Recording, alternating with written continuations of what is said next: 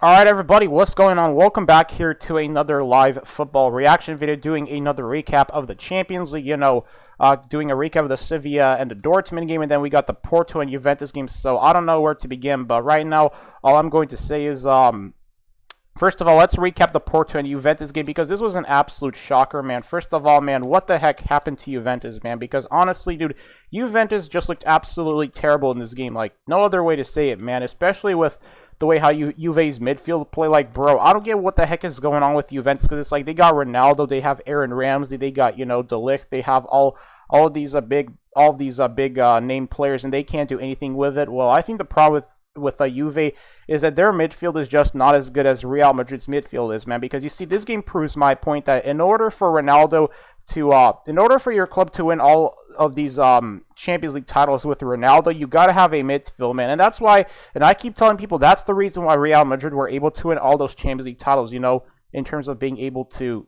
win 4 Champions League titles in the span of over 5 years, was because of their midfield. I mean, Ronaldo didn't start winning Champions League titles at Real Madrid until after, the arrival of Kroos and Modric, and they turned out to be incredible world-class players, and I think that that's the problem with Juventus right now, is that maybe if they could, like, try and lure Luka Modric and even Toni Kroos over to their club, then maybe they would make a big difference, because, like, I know that Ronaldo, he wants Juventus to go after Marcelo as well, and I do think Marcelo would be a great additional asset to Juventus, especially, like, since him and Ronaldo have incredible team chemistry. But I think that Juventus should not just go after Marcelo, but I think they should also try to go after maybe Kroos and Modric if they even want to try and replicate Real Madrid's success, because the thing about Madrid is that once Kroos and Modric arrived at the club, only that's when, when Ronaldo was able to start winning all those Champions League titles, especially because of what am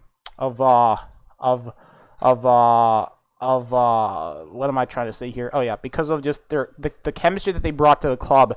And today, Juve were just absolutely dreadful, man. That's the only way that I can describe Juventus' performance today, man. It's just absolutely dreadful, abysmal, and quite frankly, very, very flippin' shocking. Like, it's absolutely shocking, man. Like, I just don't get what the heck is wrong with Juve, man. Like, they just can never seem to get over the hump in the Champions League. Like, I can't tell whether the club is just absolutely just dealing with bad luck, whether they are cursed, or whether they just always choke when it comes to winning big games. Because that's the problem with Juventus. Because I feel like that Juventus have been absolutely.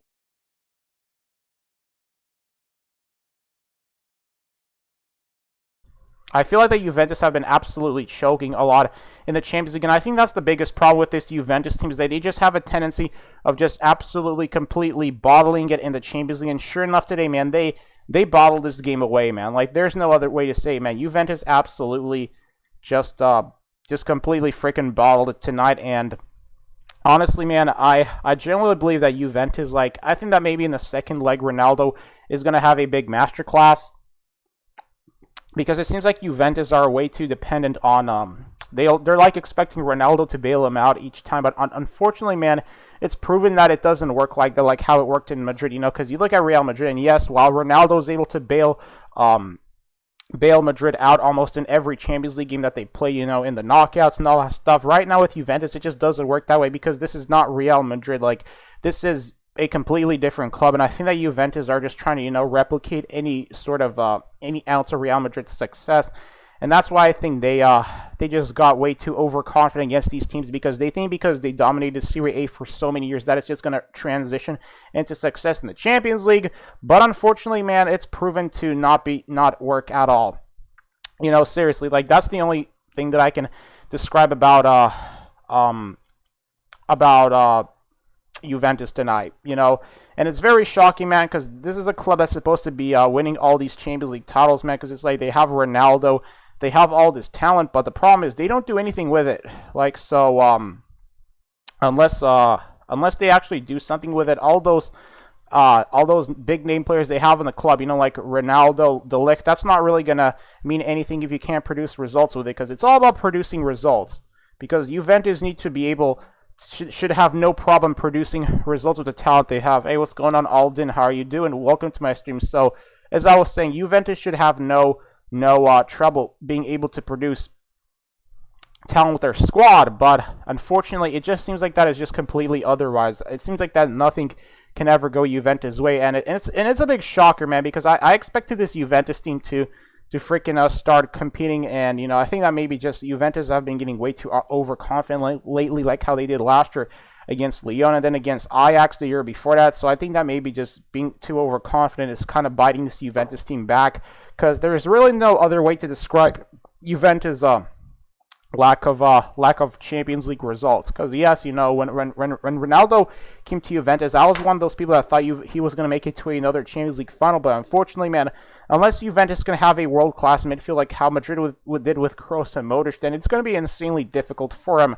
to be able to, I feel like, be able to even sniff a Champions League a playoff and all that stuff. So that's all I have to say, I think, tonight about Juventus' performance, man. It's just but I mean, it's only the first game in, so I can imagine that in the second leg, maybe Ronaldo is going to have a big game, like how I said before. I think there's maybe like a big probability that Ronaldo is going to play, as long as he's going to be available in the next game, because I think the next game is going to be like in a couple of weeks and all that stuff. And today, Juventus, they just looked absolutely lost. Like the way how they played, they just looked like a freaking B team tonight, like a Serie B team.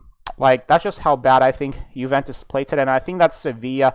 Well, the biggest problem in this game, the biggest problem for Juventus, though, is that they continue to make these mental mistakes in big games. And I think that's one of the things that's holding this Juventus team back, is that they just produce way too many mental mistakes. And they just can never, ever seem to learn from their mistakes. Because I don't get how the heck you freaking just give up a goal like that. Like, they kind of gave this game away, I feel like, They gave this game away. And, of course, there was, like, that whole penalty thing and all that stuff. But realistically, man, I think that Juventus tonight just absolutely underperformed. Like, there's no other way to describe this abysmalness from Juve tonight.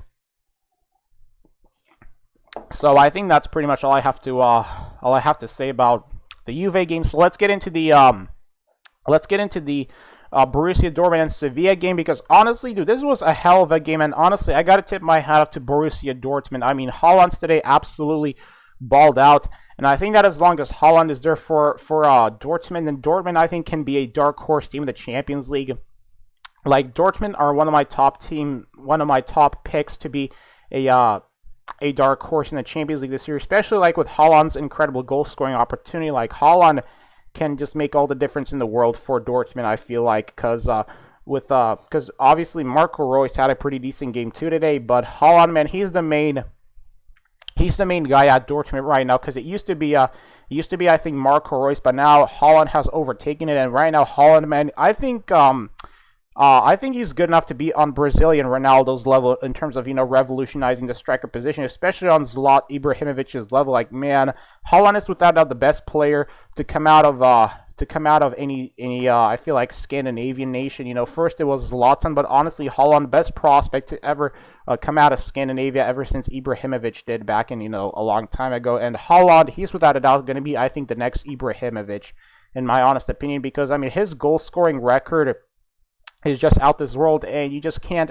deny his incredible strength and just his incredible brilliance as a young striker. A guy that's like, I think 2 years younger than me. He's having a hell of a time, and I'm impressed with Haaland, and I think that Haaland is gonna, without a doubt, to be the top scorer in the Champions League, because right now Haaland, he just completely killed it today for Dortmund, man. Like, Sevilla, though, I have to admit, Sevilla played well today, but the main player today that we have to talk about is Haaland. Like, Haaland was man of the match out of any of the Champions League games today. Like, he's been doing way better in the Champions League recently than Messi and Ronaldo have had in the last, I'd have to say, 3 years, because Haaland right now just continues to show up in these games. So, I mean, he didn't show up last year, but right now, hopefully in the next game, he's going to show up too, because I would love to see a Bayern Dortmund Champions League matchup again, another Der Klassiker matchup. That'd be pretty fun to see, so hope we get to see that, man. But tonight, man, this Sevilla-Dortmund game, super freaking exciting, man. Like, both teams, in my opinion, played way better than Juve did today, man, because Juve today, man,